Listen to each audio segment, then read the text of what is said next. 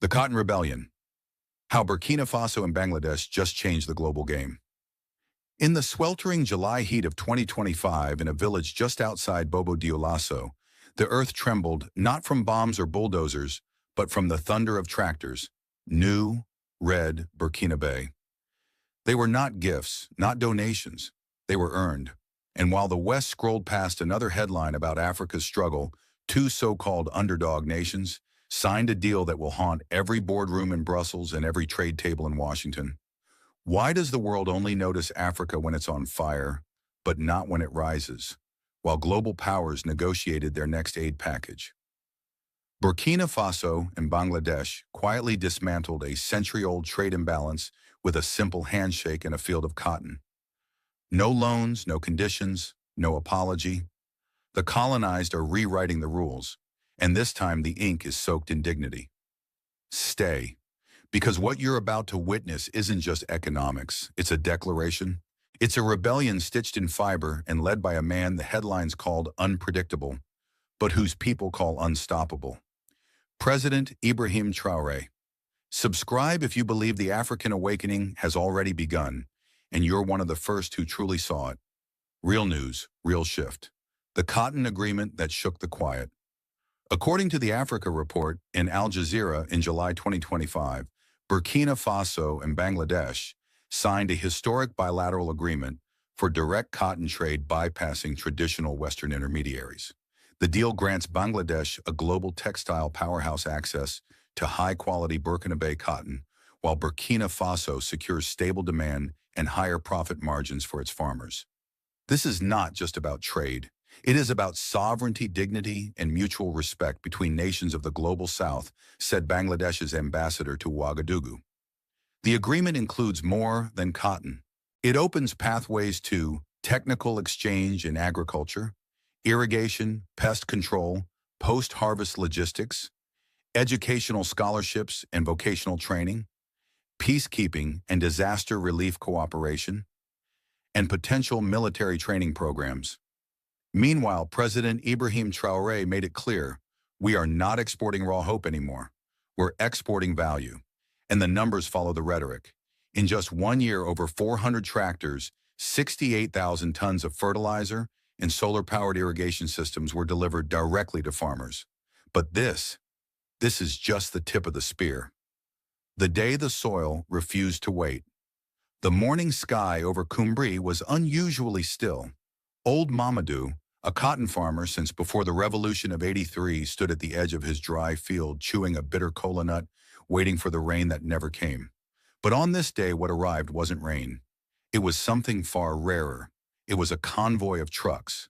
Young men from the Ministry of Agriculture, barely out of school, jumped down from the cabins with clipboards, smiles, and uniforms stitched with a symbol Mamadou hadn't seen before, a rising stalk of cotton wrapped in the flag of Burkina Faso. Old Father, one of them, said respectfully, "This land is now part of the cooperative. You are not alone anymore." Behind them came machines, tractors, solar-powered pumps, crates of fertilizer, and rolled drip lines packed with instructions written in Moray Fulfulde and French. No foreign logos, no Western sponsors. Mamadou didn't say anything. He just stared, his hands rough from decades of struggle. His eyes welled not from pain, but disbelief. This wasn't aid. It wasn't charity. It was the beginning of something dangerous to the world order. It was independence with wheels and teeth. The cooperative's name, Cotton Rebellion Unit Number 3. Later that night, as villagers gathered under a mango tree to share tea and stories, young Awa, Mamadou's granddaughter, spoke up. "Grandpère, why now? Why are they helping us now?" Mamadou exhaled slowly and said, "Because we finally have a leader who knows the soil speaks louder than debt." And in the distance, a radio played an official broadcast from Ouagadougou. President Ibrahim Traoré announces full implementation of the South-South Cotton Alliance. Farmers shall trade with dignity or not at all. Across the Sahel, Burkina Faso was awakening. If you believe Traoré's courage is the voice of Africa, share your thoughts in the comments. Let the world know this story matters. The whisper that reached Dhaka, thousands of miles away in a textile mill on the outskirts of Dhaka, The hum of machines echoed like a heartbeat. Among the rows of workers spinning thread and weaving fabric, whispers began to spread, quiet at first, then louder. "Did you hear?" one woman said, her hands never pausing. "The cotton, it's coming straight from Burkina Faso now." Her supervisor nodded, checking shipment schedules on his tablet. The screen showed the first direct container marked Ouagadougou, Chattogram. No European broker, no IMF flags, just Burkina pride packed in bales of some of the world's finest fiber. Inside the Bangladeshi Ministry of Commerce, things moved fast. Trade Minister Jamil Rahman stared at a map of Africa pinned on his wall with a red line connecting Burkina Faso to Bangladesh. "This isn't just cotton," he said. "This is strategy." President Ibrahim Traoré had personally sent a delegation of young agricultural scientists and civil engineers fluent in English and Bengali to Dhaka. Their mission wasn't just trade, it was solidarity. Joint initiatives were signed. A cross-training program in sustainable irrigation and textile waste management. A technology exchange on climate-resilient crops. An MOU on borderless education for rural girls from both countries. Even military attachés met over chai, planning disaster relief simulations and UN peacekeeping coordination. It wasn't just a cotton deal, it was a bridge between equals. Back in Burkina Faso, as farmers like Mamadou began shipping higher volumes, directly prices rose. Young entrepreneurs opened ginning stations using mobile apps built by Burkinabe coders. Labels now read, "Cotton of Freedom, woven with honor." For the first time, African fiber was not just raw material, it was a message. And President Ibrahim Traoré, standing before the National Assembly, made it plain. They said we could not grow without them. But look, our hands are full, our fields are blooming, and our allies are those who see our worth, not our wounds. A standing ovation thundered through the chamber. But outside the hall across Africa, quiet conversations were happening. "If Burkina Faso can trade directly," asked a minister in Nairobi, "why can't we comment if you believe that what started in cotton could reshape the future of an entire continent?" Rebellion in the dust roads, not ransoms. In the dry northern province of Yaga, the villagers used to say, "When the roads vanish, so do the hopes." During the rainy season, the dirt turned to sludge. Pregnant women couldn't reach clinics. Farmers couldn't bring onions to market. And sometimes ambulances got stuck and never arrived. That changed when the rumble of construction began echoing across the Sahel, not from foreign contractors but from local engineers, trained under a national infrastructure program funded entirely by domestic revenue. Young Burkinabe, once lured toward Europe or Libya's labor camps, were now learning to pave their own country. By mid-2025, over 1,500 kilometers of paved roads had already been laid, linking villages like Setenga to regional markets and health posts, and not a single loan from the World Bank was used. These weren't just roads, they were lifelines. And they were being built with solar-powered machines powered by the same sun that once scorched the fields. At one of the roadside rest stops, a young woman named Fatimata, a mechanic in grease-stained overalls, stood next to a convoy of machines. "I used to work in a textile sweatshop in Morocco," she said, "earning nothing, sending everything home. Now I fix the machines that build our nation." Her pride wasn't loud, it was grounded, firm, and unshakable, like the asphalt beneath her feet. In Burkina Faso, it wasn't just policy anymore. It was motion forward, unapologetic, and self-funded. In the capital, skeptics still existed. A Western journalist asked Traoré during a press briefing, "Mr. President, some are calling your policies unrealistic, that you're isolating Burkina Faso from the international community." Traoré didn't flinch. "We are not isolating ourselves. We are insulating our dignity. There is a difference." He pointed to a photo of a woman selling tomatoes in a newly built market. "She doesn't need pity, she needs a road. And we built her one." Across television sets in Dakar, Addis Ababa, and Pretoria, the message landed with the weight of a hammer. For decades, African leaders had been measured by how many foreign summits they attended. Now they were being measured by kilometers of road and liters of water delivered. If you believe that real leadership builds from the ground up, hit like and let your voice join the African awakening. The tomato that defied the IMF. In the town of Koudougou, where children once grew up believing imported canned tomatoes were luxury goods, Something unusual happened in the spring of 2025, the opening of a $12 million tomato processing plant built entirely with Burkina Faso funds. No Chinese investor, no European development loan, just local capital and belief. The factory sits on land that had been fallow for decades. Now it hums with life, run by women's cooperatives, agricultural graduates, and young mechanics trained under Traoré's National Agronomic Revival Program. Outside the entrance, painted in red above the gates, it reads, La dignité n'est pas importée, elle est cultivée. Dignity is not imported, it is grown. One of the first cans rolled off the line had a label written in 3 languages and one message: Burkina Faso, not for sale. Fatou, a former street vendor turned quality control supervisor, stood in her lab coat inspecting tins. We don't just can tomatoes, she said. We preserve our pride. And people noticed. Within months, local tomato imports dropped by 40%. Farmers began planting new hybrid crops: onions, maize, millet on reclaimed land, fed by solar-powered irrigation channels built in partnership with Bangladesh. It wasn't just the cotton deal that mattered anymore. It was the ecosystem it inspired. Traoré's administration began launching agro-innovation zones across the country, clusters of farming, education, logistics, and food processing. Local universities offered micro-degrees in agri-entrepreneurship. High schoolers took civic classes in food sovereignty. The youth no longer dreamed only of Paris. Now they dreamed of owning 50 hectares, building processing cooperatives, exporting with their own brands. And while African news outlets reported cautiously, calling it a potential shift in development theory, the people on the ground called it something else. A revolution you could taste. In response to growing international skepticism, Traoré addressed the public from the tomato factory itself. He lifted a single can and said, "This is not a product. This is policy. This is how we feed our people and silence the lie that we cannot do it ourselves."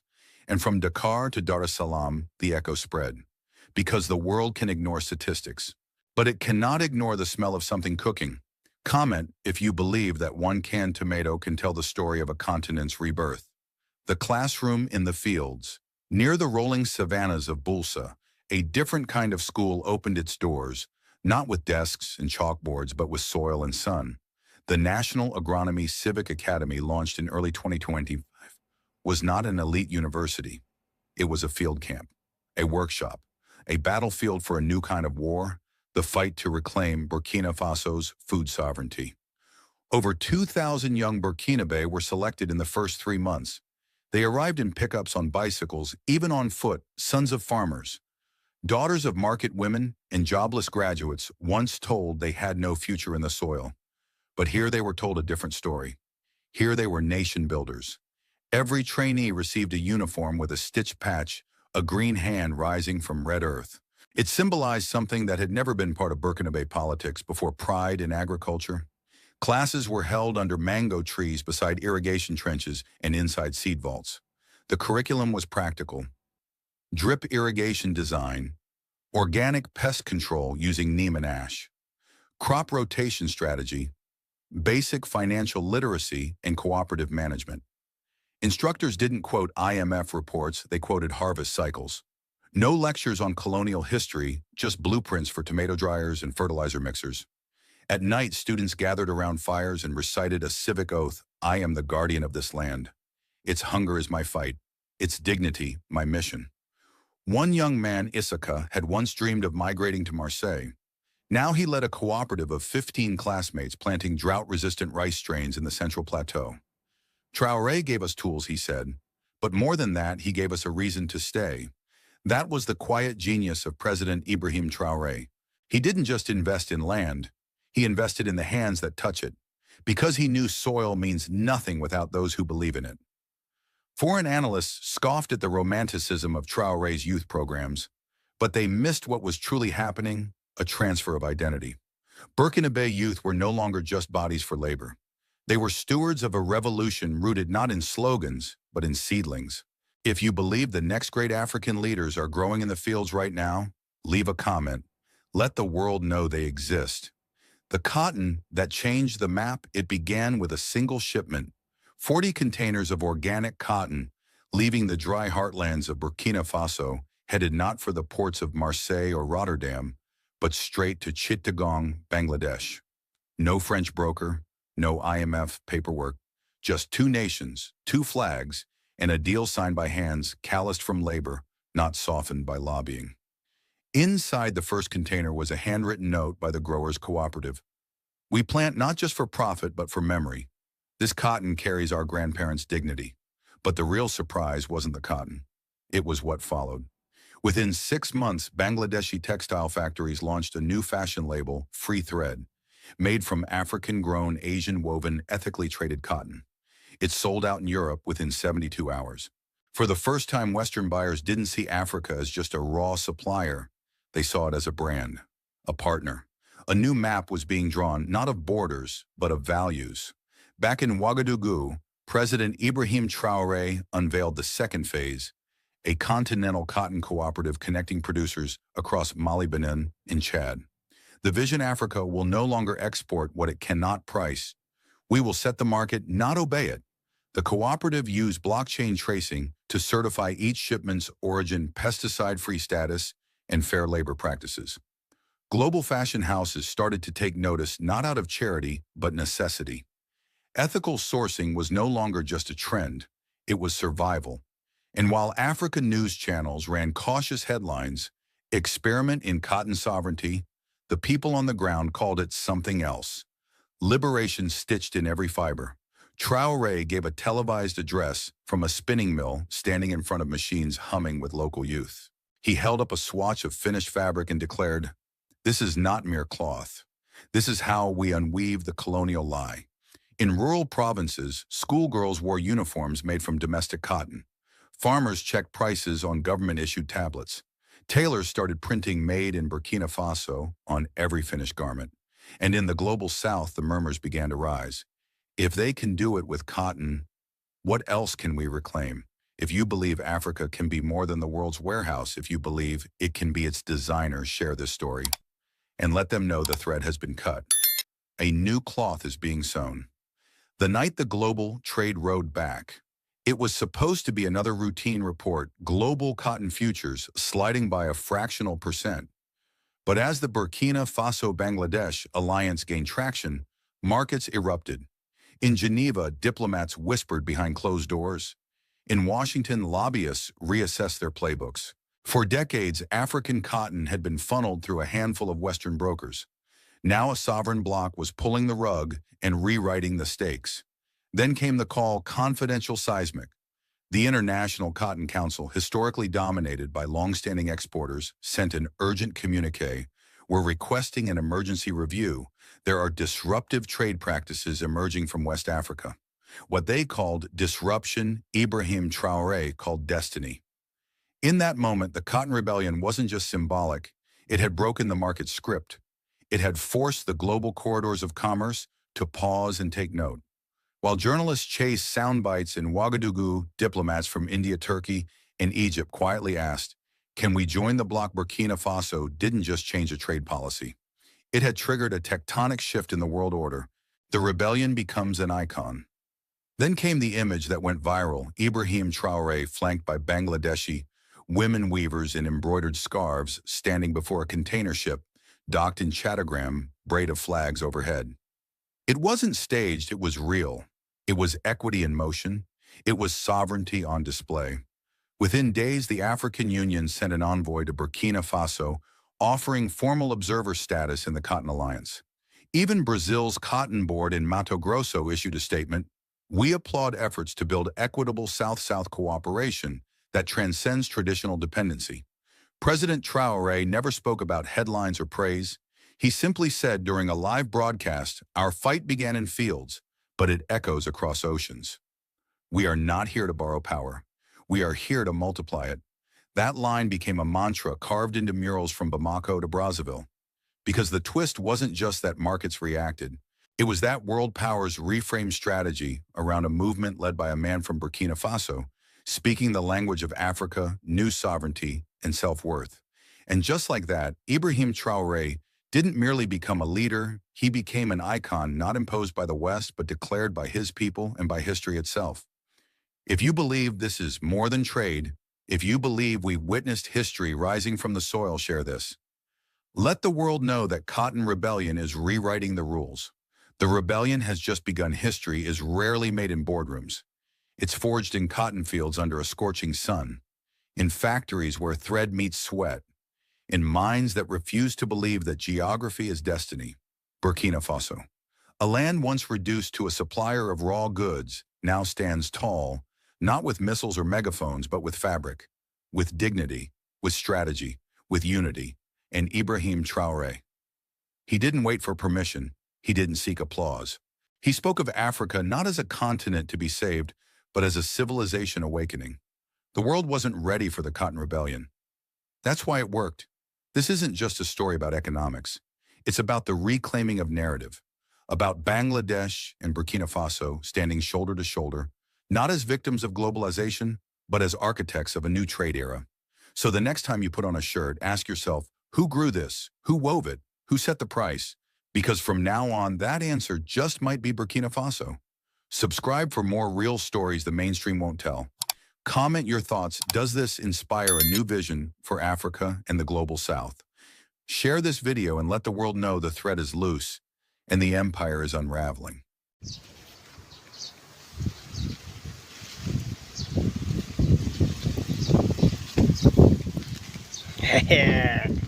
ਕਿਹੜੀ ਚੀਜ਼ ਹੈ ਦੱਸ